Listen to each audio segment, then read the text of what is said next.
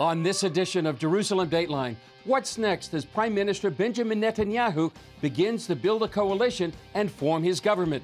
Plus, we explore the connection between Jerusalem and Brazil's recent elections and the protests on the streets. And we'll look at the life and legacy of Prime Minister Yitzhak Rabin with some exclusive vintage clips from interviews with CBN founder Pat Robertson. All this and more this week on Jerusalem Dateline. Hello and welcome to this edition of Jerusalem Dateline. I'm Chris Mitchell. Benjamin Netanyahu is working to build a new government coalition as he prepares to become Israel's prime minister once again.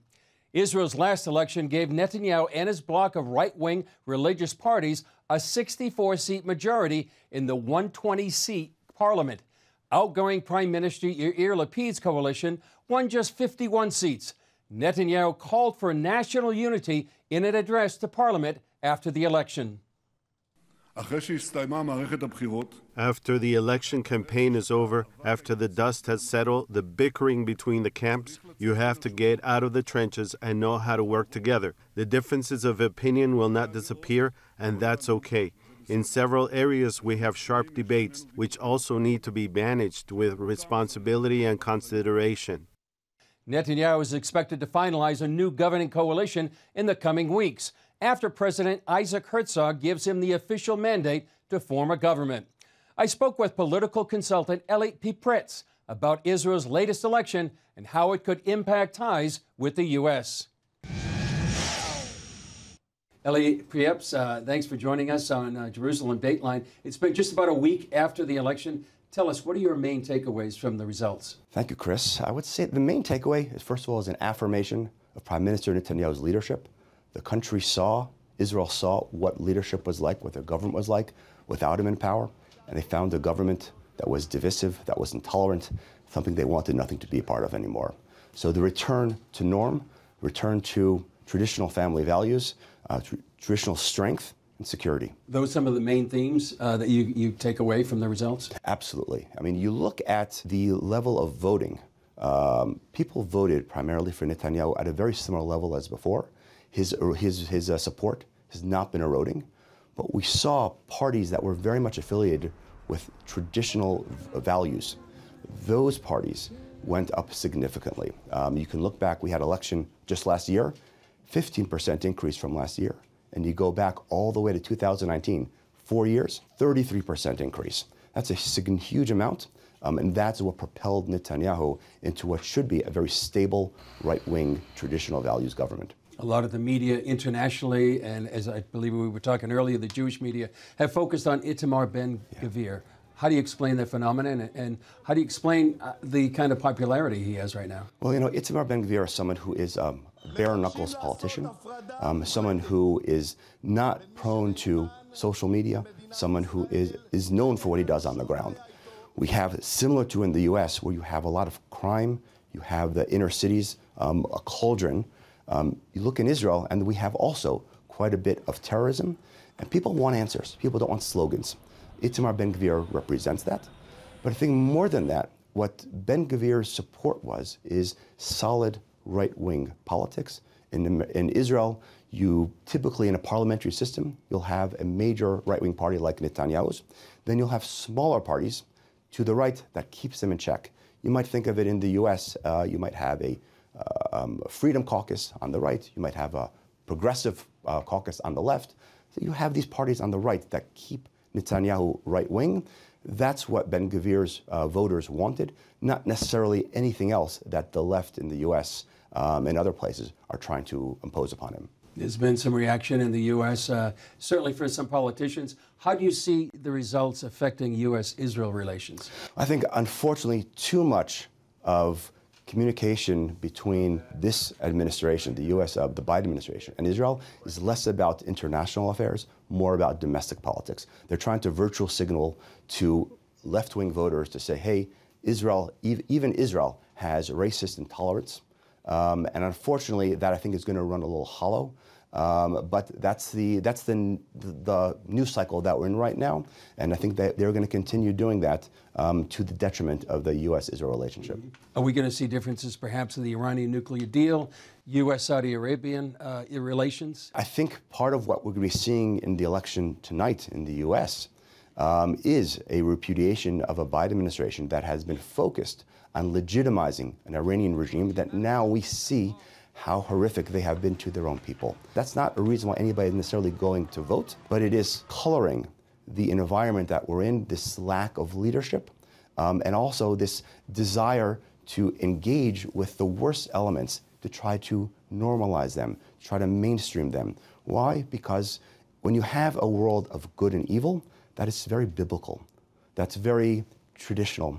And the left has an idea where they don't want the world to be seen in good and evil. They want to say, if we just give everybody some money, we welcome them into the world of League of Nations, everybody can behave. That is unfortunately not the real world. We saw that in Afghanistan, we're seeing that in Iran, and in Israel, we're seeing that with the Palestinian Authority. That's not acceptable, that's not going to work, and I think voters both in Israel and the U.S. are going to repudiate that kind of approach. Well, Eli Pieps, thanks for your insight and analysis, and we'll see how the U.S. elections go. Thank you so much, Chris. Israelis took to the street recently to protest human rights offenses committed by the Iranian regime. Demonstrators waved the Iranian flag and held photos of Masha Amini, whose death while in the custody of Iran's morality police sparked international outcry. What began as protests against Iran's strict religious code has turned into calls for regime change. Israel is not against the Iranian people. We are against the Iranian regime.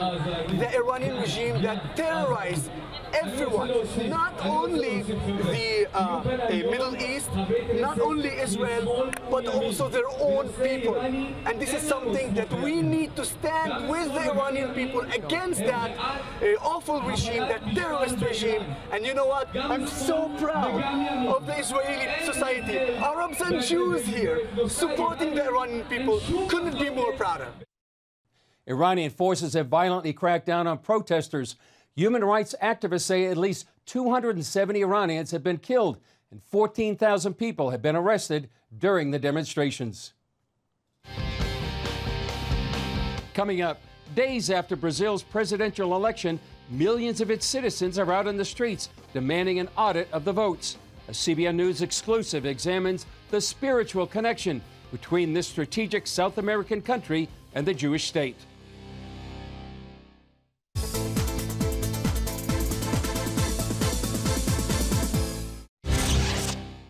All eyes were on Brazil last week for the hotly contested race between Jair Bolsonaro and Luiz Inácio Lula da Silva.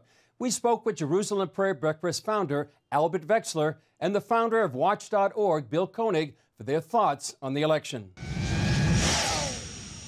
Well, great to be with you. Albert Wexler, co-founder of the Jerusalem Prayer Breakfast, and Bill Koenig with Watch.org. So, Albert, we're here in Jerusalem. You just came back from Brazil. What is the connection between Israel and Brazil? Why should we be talking about this here in Jerusalem? Well, it started for us in 2018. There was a delegation from Brazil that came to Jerusalem Prayer Breakfast, and they had a letter that was signed by 70 congressmen. I think then Jair Bolsonaro, the congressman, had signed it as well, recognizing Jerusalem as Israel's capital. And so that's why we started praying for Brazil. Michelle Bachmann, our co-chair of Jerusalem Prayer Breakfast, she led the prayer during the founders' dinner, and she prayed for the elections in Brazil. Soon we were there celebrating Israel's 70th anniversary. And again, I met with President-elect in December, 10 days before the inauguration. And so now it was, again, the time to go. The First Lady invited us to the palace, so we stayed there for 5 days with her in September, came back again for Yom Kippur, and now for the Jerusalem Prayer Breakfast Brasilia. Well, right now we're just days away from their election, and you just came back a couple of days ago. You were there for the election and afterwards. Bill, what did you sense and what was going on during the election? Well, obviously, Christians wanted to see Bolsonaro elected. And I've never seen a political figure have the deep faith that Michelle Bolsonaro has, a woman of incredible faith in Jesus, loves the state of Israel, and that had such a huge impact on me to see it personally. And then this was a tough election. A lot of the patterns are similar to what we saw in the United States, but Brazil wants Bolsonaro. He did really well in down ballots in the lower house, upper house. So there's still more to be done, but to see the Jerusalem prayer breakfast involvement in Brazil since 2018, but then at a critical time for Brazil with Albert, Michelle, and others was extraordinary.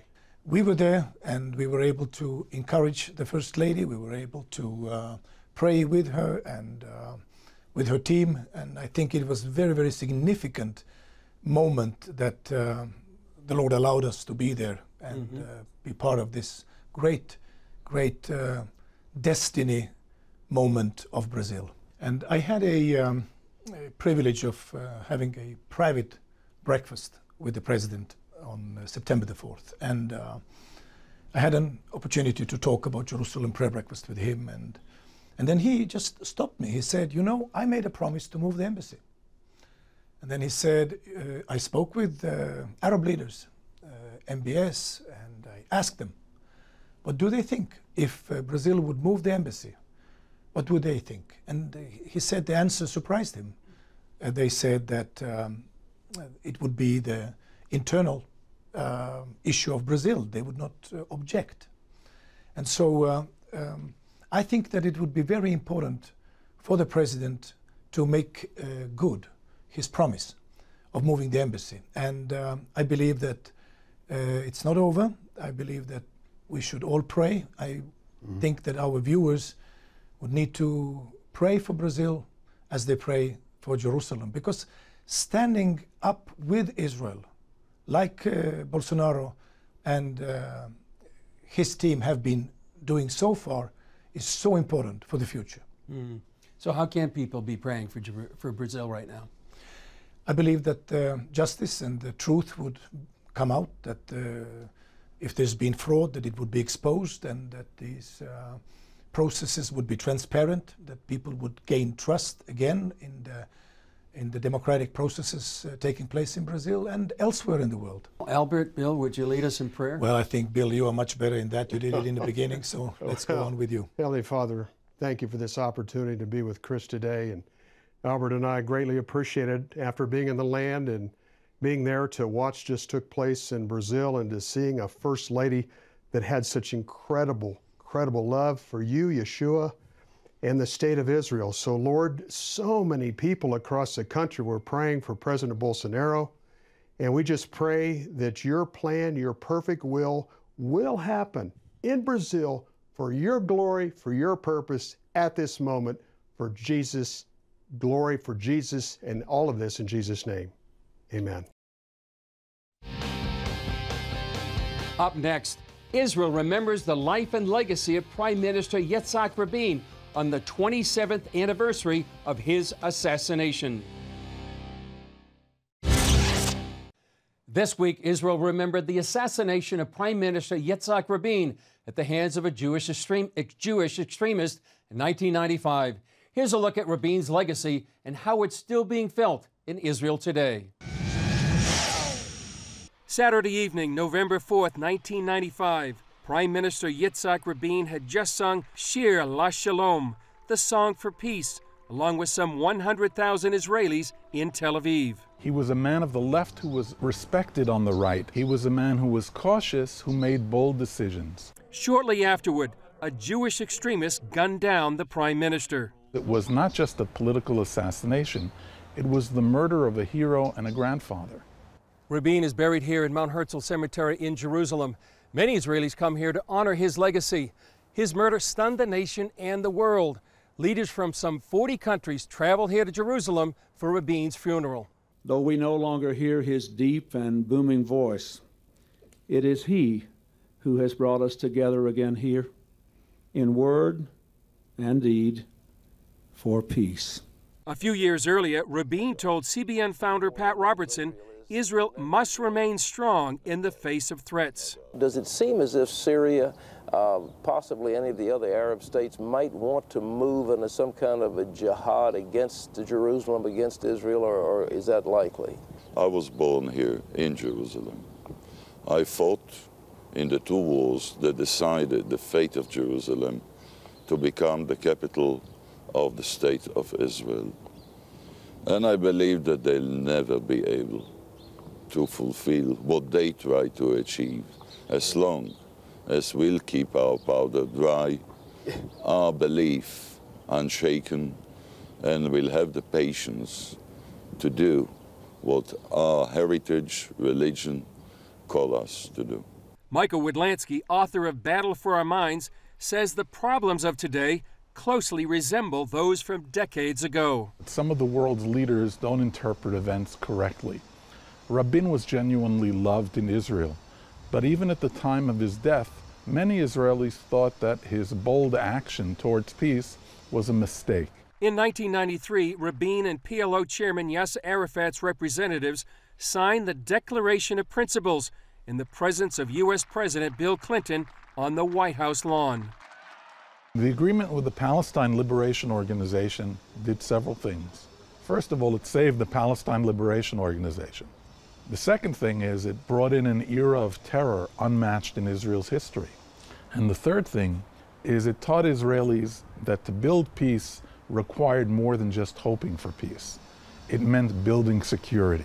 In 1975, 18 years before Prime Minister Rabin shook Arafat's hand, he told Robertson that while superpowers could play a role in Arab-Israeli peacemaking, they could not replace the parties themselves. Any peace negotiations have to start on the assumption that the purpose of the exercise, the purpose of the negotiations, is to make peace. And to make peace between whom?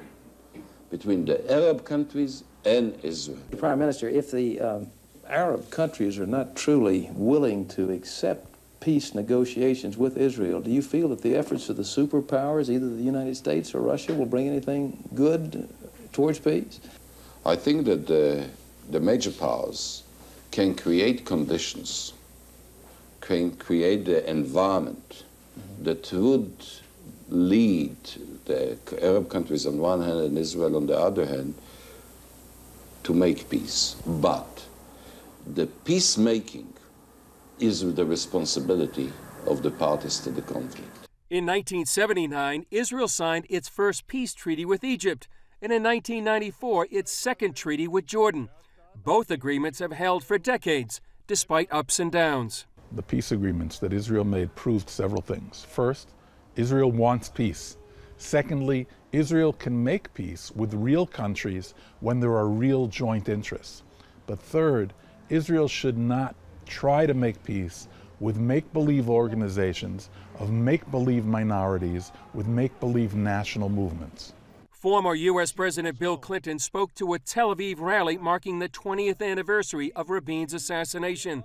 He urged Israelis to finish Rabin's legacy and give peace a chance. He said Rabin refused to give up his peace dream, even in the face of terror.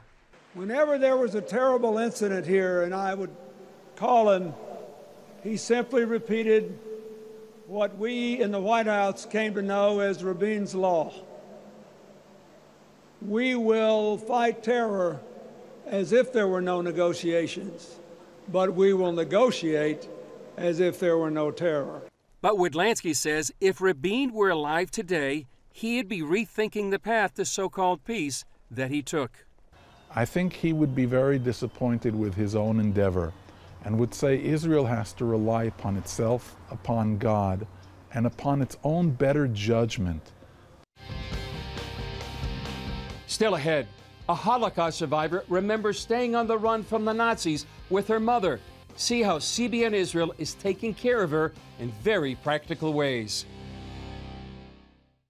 Thank you for watching Jerusalem Dateline. We're committed to providing you with unbiased reporting from the Holy Land. Through weekly broadcasts, podcasts, and online media, our vision is to reach millions around the globe with the true story of what's happening in Israel and the Middle East, all from a biblical and prophetic perspective. This is a big vision and is only made possible by the generous support of people like you. Call us toll-free at 1-800-700-7000 or go to cbn.com/Jerusalem Dateline and make a donation that will help spread the light of truth about Israel throughout the world. Yelena is a Holocaust survivor who remembers having to hide from the German SS. Today, she says she has peace in her heart, all thanks to our CBN Israel partners. Yelena is a widow who lives alone in her small apartment in Jerusalem. Her hardships began when she was born in a Ukrainian ghetto during the Holocaust. My mother gave birth to me soon after the Nazis took over our community. We were hunted by the SS from the start. Yelena's mother took her from house to house looking for any non-Jewish person willing to help. They hid under the floorboards as the SS conducted searches. My mother tried to give me her milk, but it was blood. It was a miracle. I didn't cry. If we had been discovered, we would have been shot right there. Yelena and her mother survived the Holocaust. Years later, she got married and moved to Israel. Her husband recently passed away and she can barely afford her apartment and not much else. So CBN Israel regularly takes her groceries and visits with her. I'm very happy when you come see me and bring me the wonderful food. It brightens my day. We also invite Yelena and other Holocaust survivors to social events we host in their honor. Christians play music for the survivors, listen to their stories, and share a meal with them. Yelena and the others get canes or walkers if they need them. Sometimes I don't feel strong in my legs. This cane helps keep me steady so I don't fall. I'm so grateful you gave it to me. Thanks to CBN Israel, Yelena is able to have a more active and fulfilling life.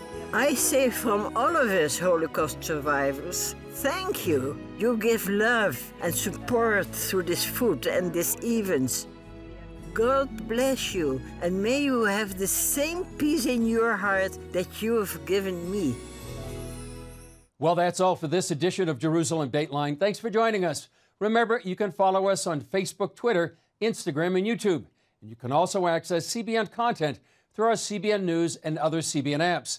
And don't forget to sign up for our email blast so you can continue to receive all of our exciting CBN content. I'm Chris Mitchell. For all of us here in the Jerusalem Dateline team, we'll see you next time on Jerusalem Dateline.